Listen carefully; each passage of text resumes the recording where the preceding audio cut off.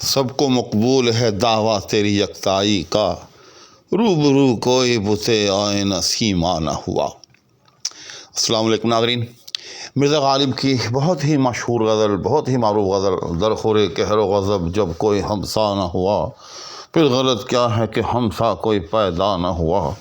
اس غزل کے اگلے اشعار کے ساتھ میں آپ کی خدمت میں بلا تاخیر حاضر اور بلا تاخیر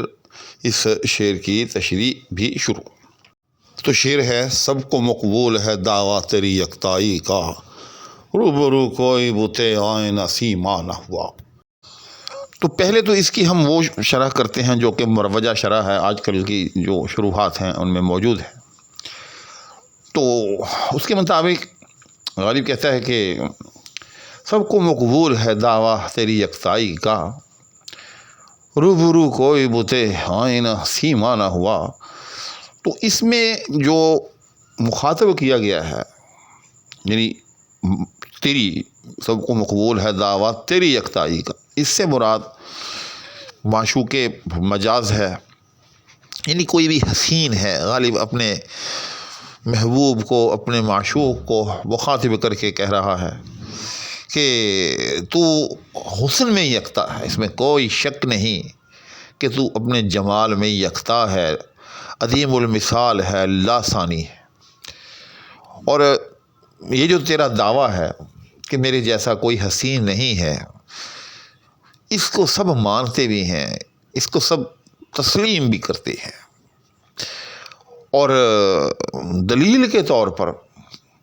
غالب دوسرے مصرے میں کہتا ہے کہ روبرو کوئی بت آئینہ سیما نہ ہوا۔ چنانچہ اے میرے محبوب، یہ جو تیرا دعویٰ ہے کہ میرا کوئی ثانی نہیں ہے جمال میں، یہ آپ کا دعویٰ اتنا سچا ہے کہ اس شہر میں تیرے ارد گرد اور بھی بہت سے حسین موجود ہیں، بت آئینہ سیما ہیں۔ اس ترکیب کے معنی پہلے سمجھ لیتے ہیں۔ بت کو کہتے ہیں، آئینہ آئینے کو یعنی شیشہ کو کہتے ہیں، سیما کہتے ہیں پیشانی کو۔ آئینہ سیما، بت آئینہ سیما، ایسا بت کہ جس کی پیشانی آئینے کی طرح چمکدار ہو، یعنی بہت حسین ہو۔ مطلب یہی ہے، لفظی معنی دوبارہ دوہرا دیتا ہوں، ایسا بت کہ جس کی پیشانی آئینے کی طرح چمکدار ہو، مراد بہت ہی حسین ہو۔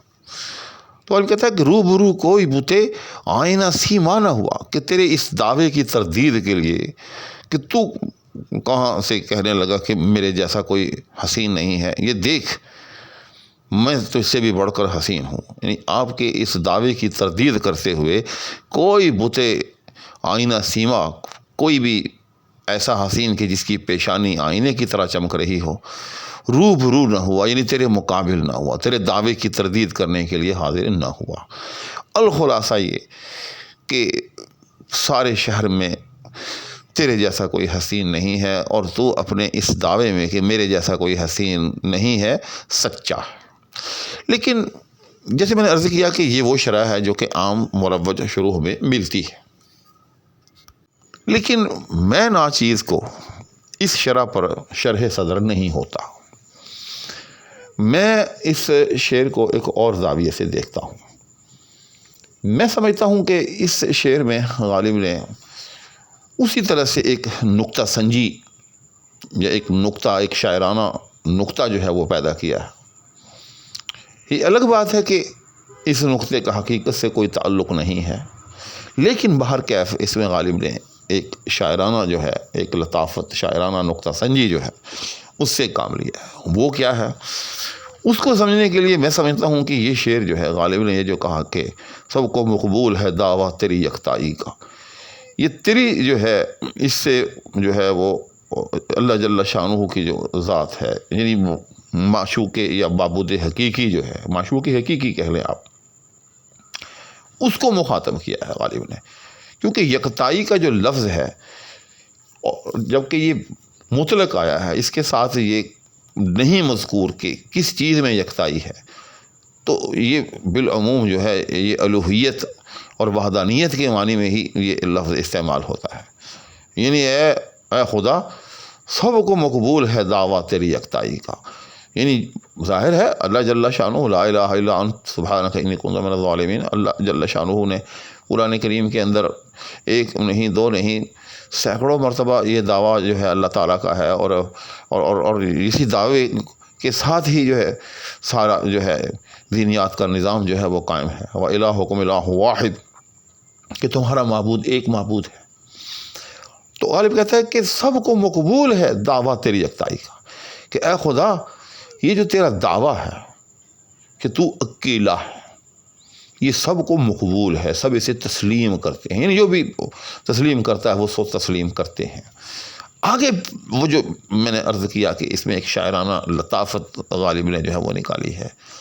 کہ روبرو کوئی بت آئینہ سیما نہ ہوا، یعنی یہاں غالب نے پہلے تو الہ کو جو ہے وہ ایک مجسم صورت دے لی ہے، جیسا کہ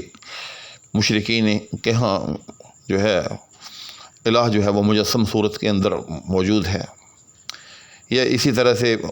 عصر حاضر کے بھی جو مشرکین ہیں بت پرست لوگ ہیں وہ بھی الہ کو جو ہے وہ مجسم صورت جو ہے وہ سمجھتے ہیں۔ تو پہلے تو غالب نے الہ کو، معبود کو یا معشوق حقیقی کو مجسم صورت دی، اس کے بعد پھر کہا کہ روبرو کوئی بت آئینہ سیما نہ ہوا، کہ اے خدا کہ یہ جو تیرا دعویٰ ہے کہ تو اکیلا ہے یہ مقبول اس لیے ہے کہ تیرے مقابل میں کوئی ایسا بت جو ہے وہ آگے نہیں کھڑا ہوا کہ جس کی پیشانی جو ہے وہ آئینے کی طرح چمک رہی ہوتی، یا وہ ایسی پیشانی کا حامل ہوتا کہ جو آئینہ ہوتی۔ اب اس میں کیا ہوتا، آئینہ یعنی آئینہ جب بھی کسی کے سامنے آتا ہے تو جس کا بھی عکس آئینے میں جاتا ہے وہ دو ہو جاتے ہیں، یعنی ایک وہ ذات خود، دوسرا اس کا عکس۔ تو ذرا تصور کریں کہ جب اس مجسم الہ کے سامنے کوئی بت ایسی پیشانی لے کر کہ جو آئینہ ہو وہ کھڑا ہو، تو ظاہر ہے اس مجسم الہ کی جو شبیہ ہے وہ اس آئینے میں آئے گی۔ جب اس آئینے میں آئے گی تو وہ جو دعویٰ یکتائی جو ہے وہ تو باطل ہو جائے گا، اسی وقت ختم ہو جائے گا۔ کیوں کہ ایک وہ الہ مجسم اور دوسرا اس کی جو تصویر یا اس کا عکس جو ہے اس بت آئینہ سیما کی پیشانی میں جو ہے وہ نظر آئے گا، چنانچہ وہ دعویٰ جو ہے وہ ایک طرح سے غلط ثابت ہو جائے گا۔ اور بت چونکہ یکتائی کا جو دعویٰ ہے وہ ہے ہی بتوں کے مقابلے میں، لہذا بت جو ہے ایسا بت جو کہ آئینہ سیما بت ہوگا وہ آ کر جو ہے اس دعوے کی جو ہے جو سمجھے کہ اس دعوے کا ابطال کر دے گا۔ تو یہ ایک بڑا ہی لطیف نقطہ میں سمجھتا ہوں غالب نے اس شعر میں جو ہے یہ بت آئینہ سیما کی ترکیب اور پھر وہ یکتائی، ان تمام چیزوں کو ملا کر ایک بڑا ہی لطیف نقطہ جو ہے وہ پیدا کرنے کی کوشش کی ہے، تاکہ جو نقطہ سنج احباب ہے وہ اس لطیف نقطہ سے لطف اندوز ہو۔ تو جیسے کہ میں نے عرض کیا شروع میں کہ اس اینگل سے یا اس زاویے سے، جس زاویے سے میں نے شعر کو دیکھا ہے، اس کا حقیقت سے کوئی تعلق نہیں ہے، قطعاً کوئی تعلق نہیں ہے۔ جو معشوق حقیقی ہے، جو اللہ جل شانہ کی جو ذات ہے وہ یکتا ہے، اس کی یکتائی جو ہے وہ ابد آباد کے لیے ہے، اس کو کوئی جو ہے قیامت تک، قیامت کے بعد کبھی بھی جو ہے وہ باطل نہیں قرار دے سکتا، کیونکہ اللہ جل شانہ جو ہے وہ اکیلا تھا، اکیلا ہے اور اکیلا رہے گا۔ تو یہ ہو گئی اس شعر کی تشریح۔ اب آتے ہیں اس کے بعد اس سے اگلے شعر کی طرف۔ کم نہیں نازش ہم نامی چشم خوباں، تیرا بیمار برا کیا ہے گر اچھا نہ ہوا۔ تو یہ شعر بھی بہت لطیف شعر ہے۔ تو اس شعر کو میں سمجھتا ہوں کہ سمجھنے کے لیے بھی آپ کو کچھ وقت دینا پڑے گا، کیونکہ میں دیکھ رہا ہوں کہ ویڈیو جو ہے وہ خاصی طویل ہو گئی ہے، اور اگر میں نے اس شعر کو بھی اسی طرح تفصیل کے ساتھ بیان کرنے کی کوشش کی تو پھر ویڈیو اتنی زیادہ طویل ہو جائے گی کہ وہ بے مزہ ہو جائے گی۔ لہٰذا میں اس شعر کی تشریح اگلی ویڈیو پر اٹھا رکھتا ہوں،